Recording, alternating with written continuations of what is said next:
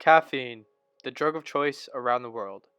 From overstimulating energy drinks to $20 espresso shots, caffeine has become a major cultural entity for society as a whole. Yet, while many know of the stimulating effects on the human mind, the majority of people don't understand the harmful effects it can have on the environment. When doing research based off the coast of Oregon, scientists found increased levels of caffeine in the water. Interesting enough, the higher levels of caffeine were in less populated areas. This surprising information helped researchers determine that water waste treatment plants were doing an above average job at eliminating caffeine. Opposed to this, septic tanks used in national parks and less populated areas did a much worse job.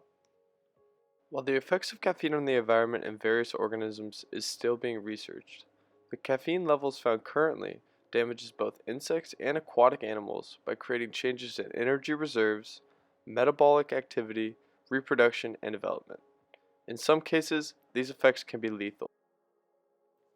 When doing scientific research, Chem 303 student Jesse Kilburn discovered that caffeine had been detected in 139 streams across 30 states in North America.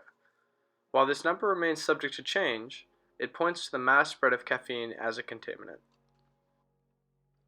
The finding of caffeine off the Oregon coast means two things.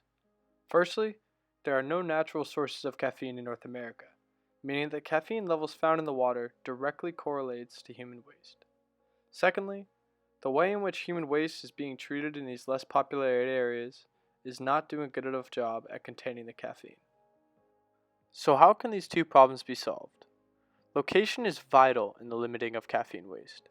If you are one of the million people who drink caffeine daily, it's important to limit bathroom breaks when visiting national parks and areas using septic tanks.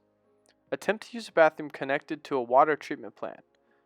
While it's understandably hard to ignore nature's calling, a simple bathroom break stop at a gas station or McDonald's would be much more beneficial to the environment.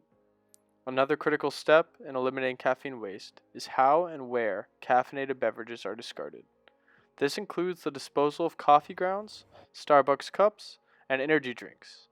When throwing away any caffeinated beverages, make sure they can't leak from both the container or the trash bag. So while you enjoy your iced caramel macchiato with mocha drizzle, try to remember the correct ways to dispose of your caffeinated waste.